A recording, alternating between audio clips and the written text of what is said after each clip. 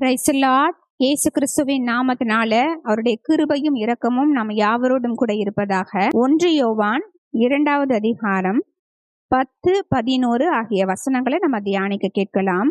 தன் சகோதரனிடத்தில் அன்பு கூறுகிறவன் ஒளியிலே நிலை கொண்டிருக்கிறான், அவனிடத்தில் இடறல் ஒன்றும் இல்லை. தன் சகோதரனை பகைக்கிறவன் இருளிலே இருந்து இருளிலே நடக்கிறான், இருளானது அவன் கண்களை குருடாக்கினபடியால் தான் போகும் இடம் இன்னதென்று அறியாதிருக்கிறான். இந்த வசனங்கள் என்ன சொல்லுது அப்படின்னா, 2 சிம்பிளான காரியம்தான்.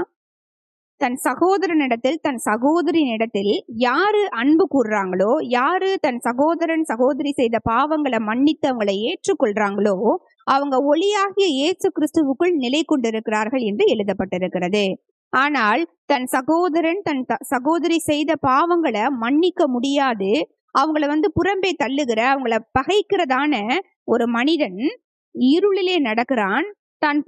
அவன் இருளிலே நடக்கிறான், அவன் இயேசு கிறிஸ்துவுக்குள்ள நிலை கொண்டிருக்கவில்லை. அவன் போகும் இடம் இருளா இருக்கிறதுனால அவன் இடறி விழுந்து விடுகிறான் என்று எழுதப்பட்டிருக்கிறது. Praise the Lord. அப்ப இந்த காரியங்களை நம்ம நினைவில் கொள்ள வேண்டும். எனக்கு தெரிந்த ஒருவரை நான் பார்த்திருக்கிறேன், நான் நேராவே பார்த்திருக்கிறேன். அவரிடத்துல கூட நான் சொல்லி இருக்கிறேன்.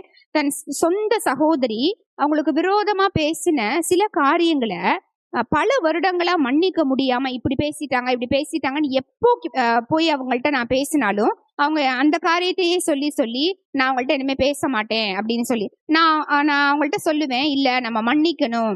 ஆண்டவர் நம்மளுடைய பாவங்களை மன்னிக்கிறது போல நம்மளும் மற்றவர்களுடைய பாவங்களை மன்னிக்கணும், அப்பதான் அது ஆண்டவருக்கு பிரியமான காரியம்னு சொல்லி நிறைய காரியங்கள், மன்னித்தாதான் நம்ம பரலோகத்துக்கு போக முடியும், பகைத்தா போக முடியாதுன்னு நிறைய காரியங்களை சொன்னாலும் அதை ஏற்றுக்கொள்ளக்கூடிய இருதயம் அவருக்கு இல்லை. பரவாயில்ல, என்னாலெல்லாம் மன்னிக்க முடியாது, அவங்கள நான் பார்க்கவே விரும்பலன்னு சொல்லி இன்றைய வரைக்கும் அந்த பகையை உள்ளத்துல வைத்து கொண்டே இருக்கிறாங்க.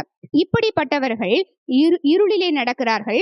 அவர்கள் போகிற பாதை இருளா இருக்கிறதுனால அவங்க நிச்சயமா இடறி விழுவாங்க. அவங்க நினைக்கிறதான பரலோகத்துக்கு அவங்க போக முடியாது.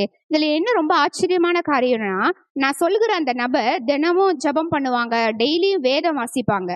ஆனா அவங்களுக்குள்ளார கிரியை இல்லாத ஒரு விசுவாசம் இருக்கிறது. அப்ப நம்ம எப்படி இருக்கிறோம்? வேதத்தை படிக்கிறோமா? அப்ப படிக்கிறதின்படி அதை நம்ம தியானித்து நம்ம வாழ்க்கையில அதை செய்யறோமா? ஆண்டவர் நமக்கு கற்றுக் கொடுக்கறத நம்ம செய்யறதுக்கு முயற்சி எடுக்கிறோமா? நம்மளுடைய சொந்த சகோதரனை நம்ம மன்னிக்கிறவர்களா, அவங்களை ஏற்றுக்கொள்கிறவர்கள் நம்ம இருக்கிறோமான்னு நம்மளே நாமே ஆராய்ந்து பார்ப்போம். ஒப்பு கொடுத்து செபிக்கலாம். ஸ்தோத்திரம் ஆண்டவரே, எங்களை நேசிக்கிற அருமையான தகப்பனே, இந்த நல்ல நேரத்திற்காக நன்றியோடு நாங்கள் துதிக்கிறோம் அப்பா. நாங்கள் வாசித்த இந்த வார்த்தையின்படியாக எங்களுடைய வாழ்க்கையிலே மற்றவர்களை மன்னிக்கிறவர்களாக, எங்கள் சகோதரிகளை நேசிக்கிறவர்களாக நாங்கள் வாழ எங்களுக்கு உதவி செய்வீராக அப்பா. உம்முடைய வல்லமையுள்ள கரத்தில் எங்களை ஒப்பு கொடுக்கிறோம். வசனத்தை கேட்கிறவர்களாக மட்டுமல்ல ஆண்டவரே, நீர் சொல்லி இருக்கிற வார்த்தையின்படி நடக்கிறவர்களாக நாங்கள் மாற எங்களுக்கு உதவி செய்வீராக. அப்படியே நீர் எங்களை வழிநடத்த போவதற்காய் நன்றி செலுத்தி இயேசு கிறிஸ்துவின் நாமத்தில் ஒப்பு கொடுத்து செபிக்கிறோம் நல்ல பிதாவே, ஆமென்.